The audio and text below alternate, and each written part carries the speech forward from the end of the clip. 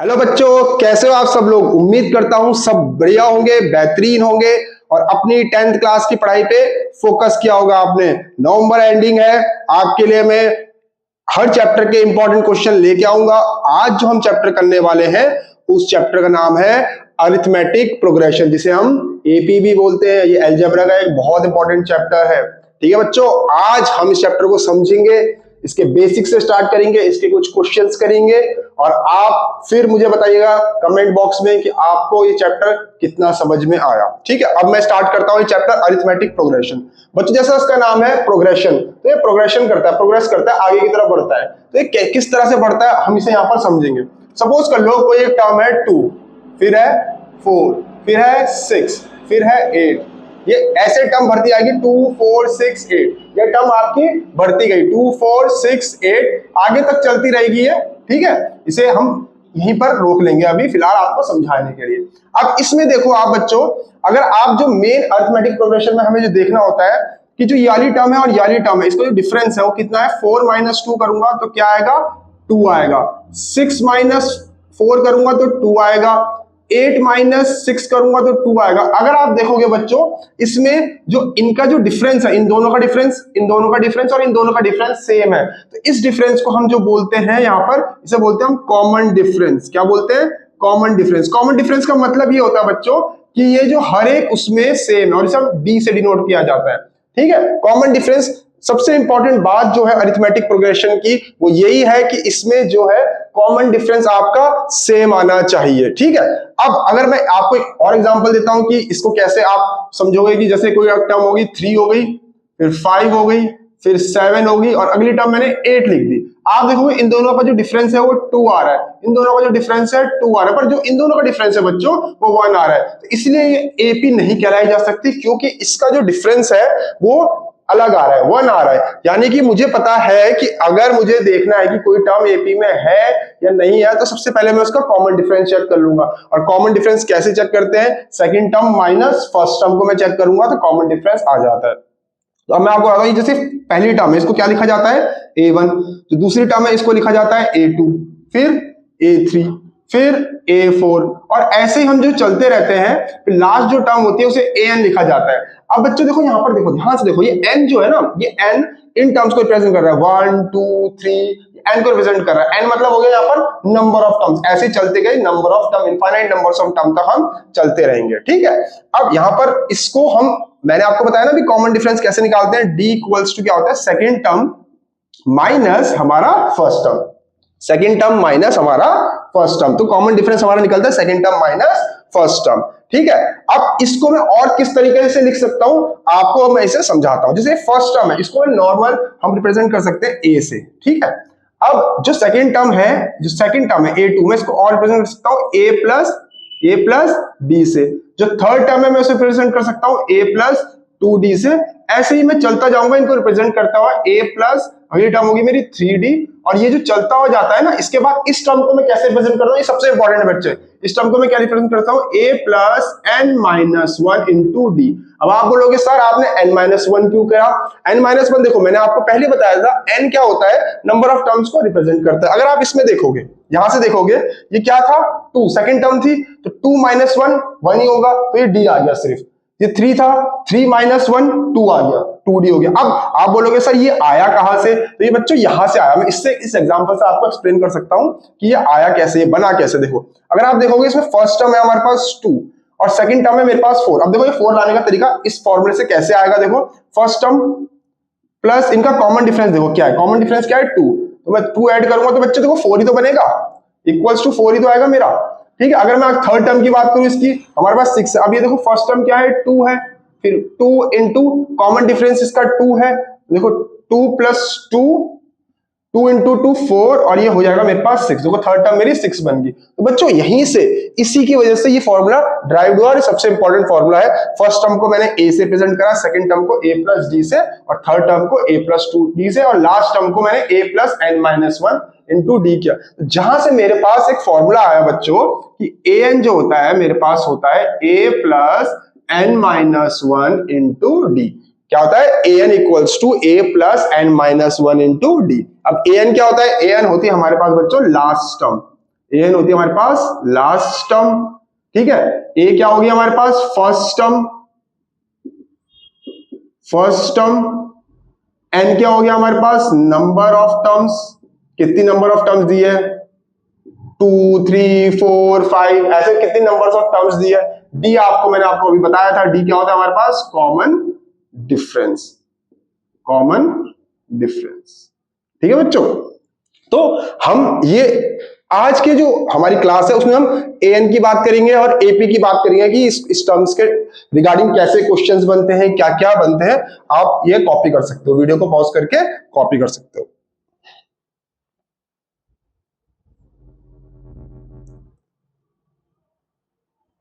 उम्मीद करता हूं सबने कॉपी कर लिया होगा। अब हम अगला इसके क्वेश्चंस करेंगे कुछ, जिससे आपको और डिटेल में समझ में आ जाएगा कि हम एपी में क्या बात करने वाले हैं, ठीक है। चलिए हम पहला क्वेश्चंस करते हैं। If 4/5 a 2 are 3 consecutive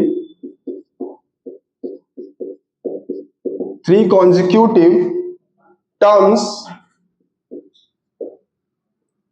of an AP। अब यहां पर हमें गिवन है कि ये AP है, ठीक है, यानी कि इनके कॉमन डिफरेंस क्या होंगे बच्चों, सेम होंगे। Of an AP then find पता लग गया होगा आपको क्या निकालना है, the value of A, then find the value of A, ठीक है। अभी हमारे पास एक बेसिक सा क्वेश्चन आएगा कि अगर आपको ये 3 टर्म दे रखी हो और ये कौन सी टर्म मतलब एक के बाद एक के बाद एक, ठीक है, और ये AP है, तब हमें A की वैल्यू निकालनी है। अब देखो बच्चों इसको कैसे, इस क्वेश्चन को आप कैसे करोगे, ठीक है, बहुत ही आसान क्वेश्चन है, बेसिक सा क्वेश्चन है, और आपको सीखना है ना, अभी सीखना है तो कोई बात नहीं। देखो ये फर्स्ट टर्म होगी मेरे पास, सेकंड टर्म होगी। अब क्योंकि ये AP है तो इनका कॉमन डिफरेंस क्या होगा, सेम होगा। तो D क्या होगा इसमें, देखो A2 माइनस A1 लिखूंगा। अब A2 क्या है, यहां पर A है और A1 क्या है 4/5, तो ये मेरा कॉमन डिफरेंस हो गया। अब देखो बच्चों क्योंकि ये AP है तो ये D भी सेम होगा इसी की तरह। इसका D क्या होगा, देखो A3 माइनस A2 करूंगा, और A3 मेरे पास कितना है 2 है, और A कितना है, A2 कितना है, A है। देखो बच्चों क्योंकि कॉमन डिफरेंस सेम है तो मैं इन दोनों इक्वेशंस को कंपेयर कर सकता हूं, इन दोनों इक्वेशंस को, इक्वेशन 1 और 2 को कंपेयर कर सकता हूं, यानी कि दोनों को इक्वल्स टू में रख सकता हूं। तो देखो मैंने यहां से दोनों को इक्वल्स टू में रखा, A माइनस 4/5, यानी कि मैं बोल सकता हूं इस D के बदले मैंने यहां ये वैल्यू पुट कर दी, ठीक है। अब यहां दूसरी वैल्यू क्या थी 2 माइनस A, ठीक है। अब जो लाइक टर्म्स होती है मैं उसको साथ ले जाऊंगा, ये नेगेटिव का है, इधर आके बच्चों क्या हो जाएगा पॉजिटिव हो जाएगा, ये 2 एज इट इज अपनी जगह पे रहेगा, इस नेगेटिव को मैं उधर ले जाऊंगा, ये पॉजिटिव हो जाएगा 4/5, ठीक है। A plus A 2A। अब कई बच्चे एलसीएम लेने में दिक्कत करते हैं, तो बच्चों देखो यहाँ पर 5 है, यहाँ कुछ नहीं है, जिस यहाँ कुछ नहीं होता हम 1 मानते हैं, ठीक है, तो इनका एलसीएम क्या आएगा 5 आ जाएगा। बच्चों इस तरह के क्वेश्चन में आपने डायरेक्टली क्या करना है, इस 5 को इससे मल्टीप्लाई कर दो, सीधा 10 आ जाएगा और प्लस 4 लिख दिया जाएगा यहाँ पर। ये 2A इज इक्वल टू 14 हो गया बाय 5। अब ये यहां से यहां कट सकता है, 2 7 जा, तो मेरा यहां से क्या आ गया, A की वैल्यू क्या आ गई 7/5। इस तरह से हम इस क्वेश्चन को करेंगे। बच्चों आपने देखा होगा इसमें मैंने क्या करा, इसमें मैंने इसकी कॉमन डिफरेंस को इक्वल लेके सॉल्व कर दिया, ठीक है। आप क्वेश्चन को कॉपी कर सकते हो।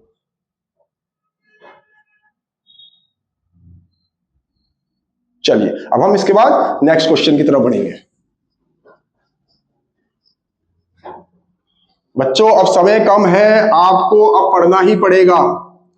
कई बच्चों ने सोचा कि हम बाद में पढ़ेंगे, अब बात तो हो गया बच्चों, अब टाइम आ गया है, अब आपने सिंसियरली पढ़ाई करनी है, ठीक है। नेक्स्ट क्वेश्चन है determine the value of K, determine the value of K so that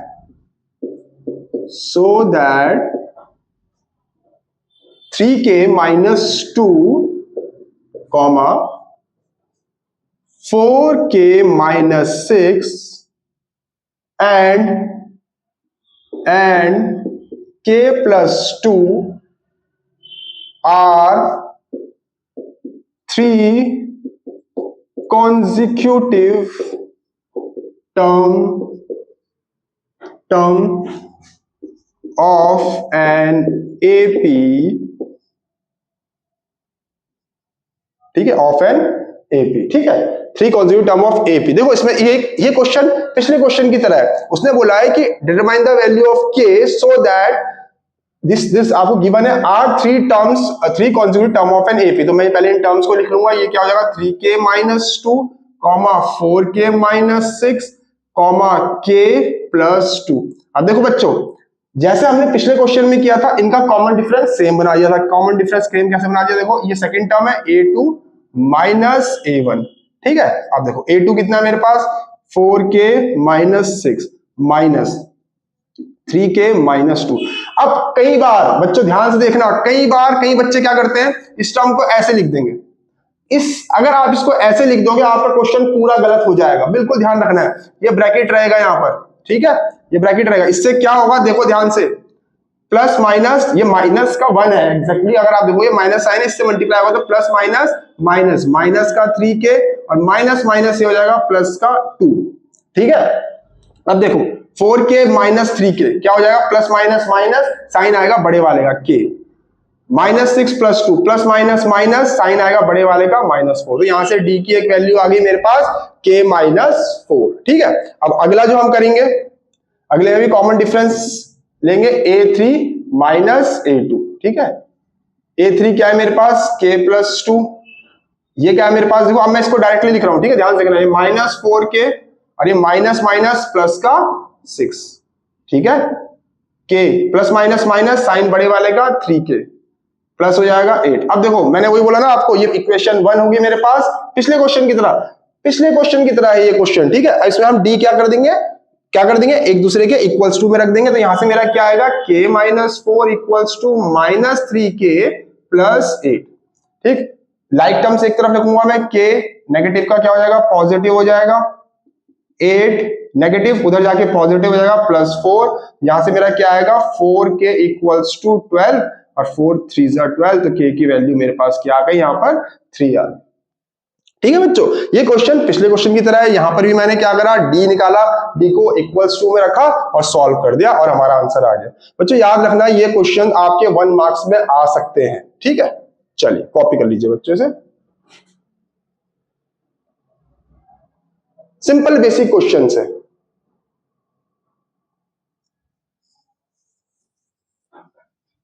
अब हम नेक्स्ट क्वेश्चन की तरफ बढ़ेंगे।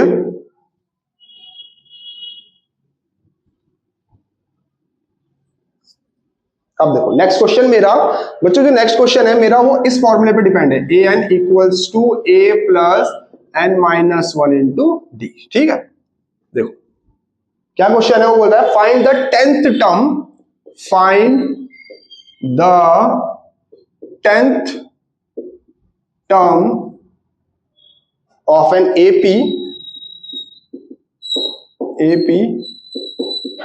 क्या गिवन है मेरे को, मेरे पास एपी गिवन है 2 7 12, एपी मुझे मेरे पास गिवन है 2 7 12 और वैसे ही मुझे इसकी 10th टर्म निकालनी है, ठीक है। अब देखो कैसे निकालेंगे हम इसमें, देखो बच्चों जो यहाँ पर ये 10th टर्म लिखा हुआ ना इसने, ये n है, ये मेरे पास क्या है n है, n इक्वल्स टू मेरे पास क्या हो गया 10 हो गया, ठीक है।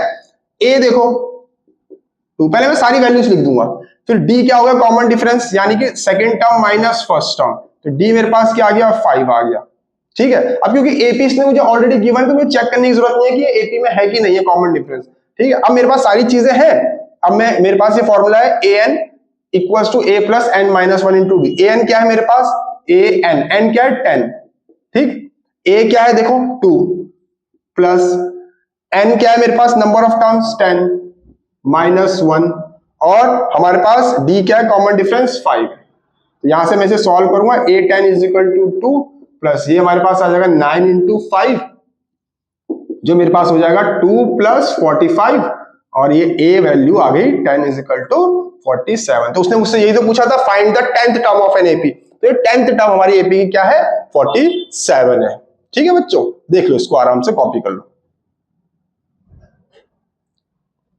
इसके बाद हम नेक्स्ट क्वेश्चन की तरफ बढ़ेंगे।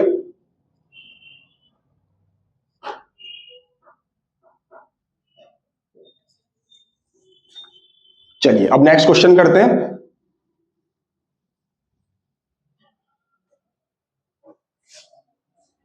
नेक्स्ट क्वेश्चन ये बोल रहा है which term of an AP, ये बहुत अच्छा क्वेश्चन है बच्चों, एपी 3, 15, 27, 39 सो ऑन, ऐसे चलता रहेगा, 3 डॉट बहुत होते हैं, will be 120 more than it's 21st term.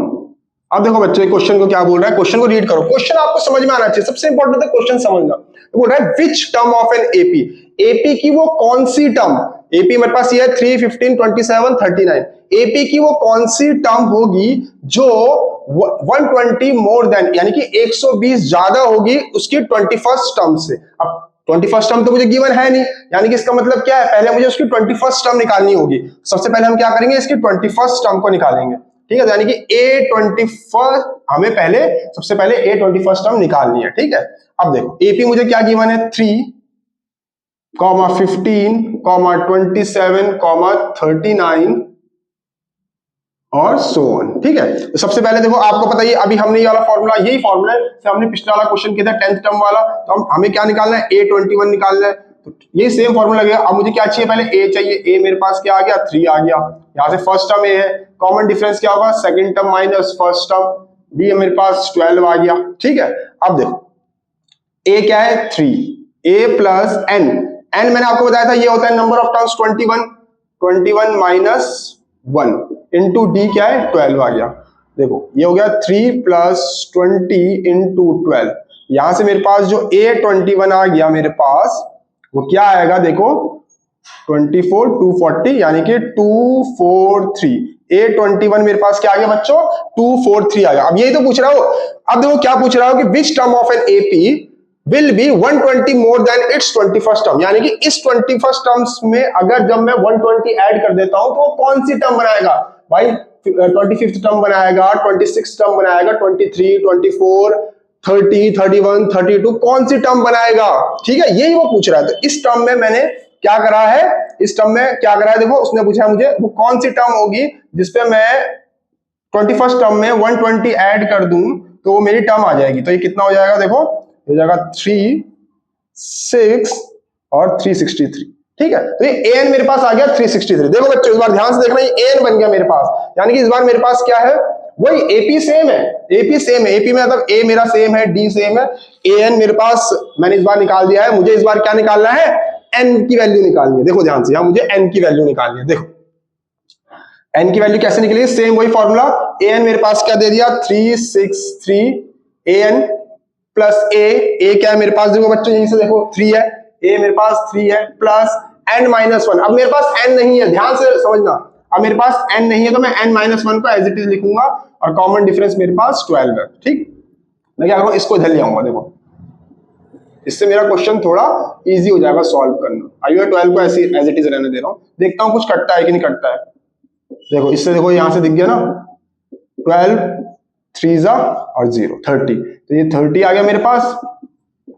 आप इसे अंदर मल्टीप्लाई करके भी कर सकते हो, कई बच्चे बोलेंगे सर मल्टीप्लाई कर सकते हैं, हाँ बिल्कुल कर सकते हो, आप इसे इससे मल्टीप्लाई करो एक बार और एक बार इसको इससे मल्टीप्लाई करो। बट अगर आप देखोगे मैं इसे इधर ले आने से मेरा क्वेश्चन थोड़ा इजी हो गया। अब मैं इसको n को इधर ले आ लूंगा, n को 1 को इधर ले आ लूंगा, 30 नेगेटिव का है पॉजिटिव हो जाएगा, n मेरा क्या आ गया 31st आ गया, 31st टर्म आ गया, ठीक है बच्चों। अच्छा एक चीज और है बच्चों, देखो ये आपका n कभी भी अगर आप ध्यान से समझोगे कभी भी डेसिमल फॉर्म में नहीं आएगा, ये बात ध्यान रखना। जहां आपका डेसिमल फॉर्म में आ गया यानी कि आपने कहीं ना कहीं किसी कैलकुलेशन पार्ट में गड़बड़ कर दी। आप बिल्कुल चेक कर लीजिएगा कि भाई कहीं कैलकुलेशन गड़बड़ होगी। सर ने बोला था कि भाई अगर n मेरा डेसिमल में आ गया तो कहीं कैलकुलेशन डेसिमल में नहीं आ सकता, नेगेटिव में नहीं आ सकता। आप सोच के देखो ना, अगर आपकी क्लास में बोलो भाई कितने बच्चे, आप बोलोगे सर 20, 25, 40, आप ऐसे तो बोलोगे, आप भी थोड़ी बोलोगे भाई 40.5 है या 31.5 है। आपका एग्जैक्ट नंबर, एक एग्जैक्ट नंबर आएगा आपका पॉजिटिव इंटीजर, जिसे आप बोलोगे तो वो आएगा। जो 31st आया तो ये हमारा n आ गया, ठीक है। आप इसे कॉपी कर सकते हैं, ये बहुत ही अच्छा क्वेश्चन है बच्चों। बेसिक में काफी आने के चांसेस होते हैं इस टाइप के क्वेश्चन से। ठीक है, चलो अब हम नेक्स्ट क्वेश्चन करेंगे। जो नेक्स्ट क्वेश्चन होगा हमारा वो भी एक अच्छा क्वेश्चन है। ठीक है, वो भी एक बहुत अच्छा क्वेश्चन है। आप उस क्वेश्चन को देखो तो आपको पता लगेगा क्या है। देखो ये बोल रहा है the 15th term of an AP is three more than twice its seventh term. If the 10th term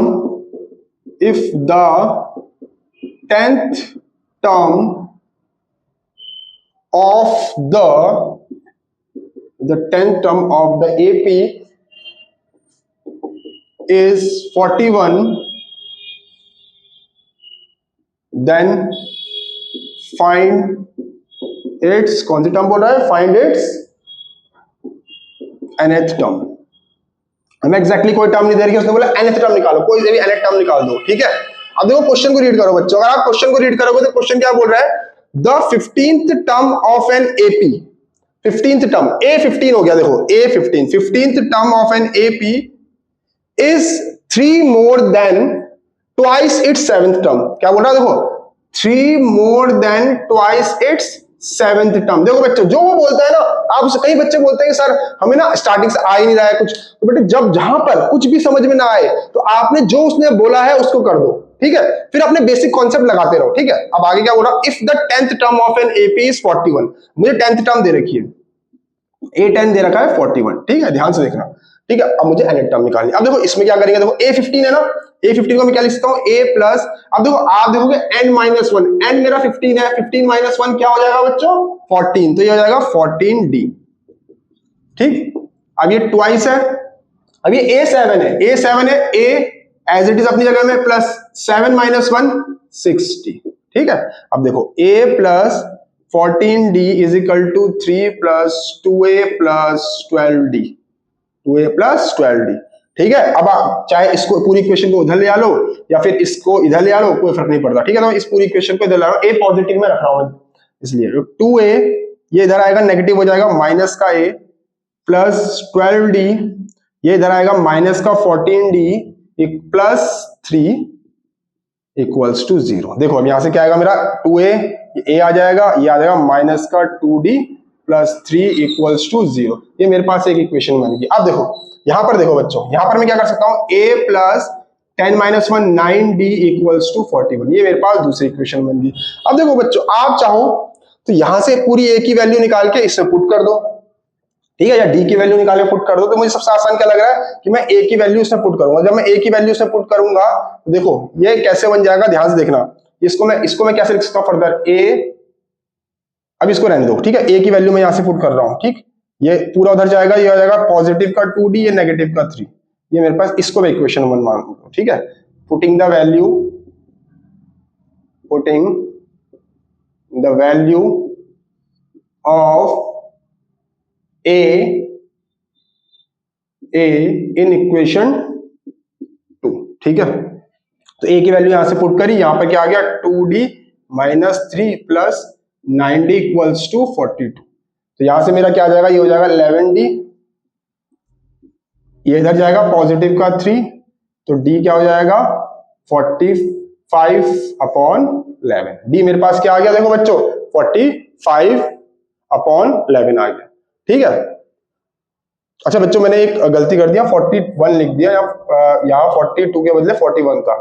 ठीक है, तो ये 41 हो गया, ये 44 हो गया, यहाँ से 4 आ गया। ध्यान से देखो, कभी कभार टीचर से भी ऐसी गलती हो सकती है, तो आपसे भी हो सकती है।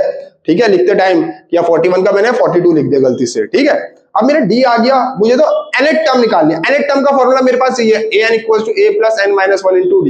यानी कि मुझे क्या क्या चाहिए होगा, A चाहिए होगा और D चाहिए होगा। D मैंने निकाल दिया, आप किसी भी एक इक्वेशन में पुट करो, आपका क्या आ जाएगा, A आ जाएगा। जैसे फर्स्ट इक्वेशन है हमारे पास A equals to 2D minus 3, तो मैं यहाँ पर D की वैल्यू पुट करूंगा जो मेरे पास 4 है, minus 3, A equals to 8 minus 3, मेरे पास आ गई 5 वैल्यू आ गई।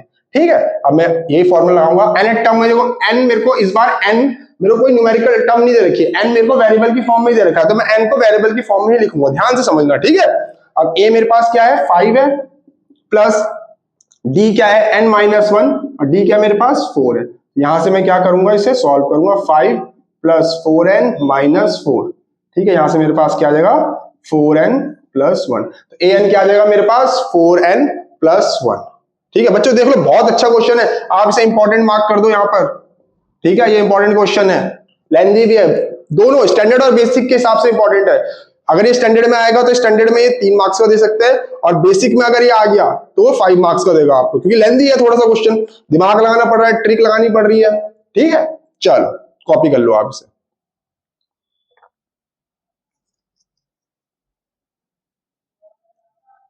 चलो बच्चों, आज के लिए इतना ही काफी है, इतना आप अच्छे से पढ़िएगा।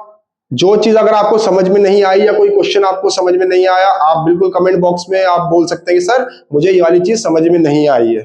ठीक है, थैंक यू बच्चों।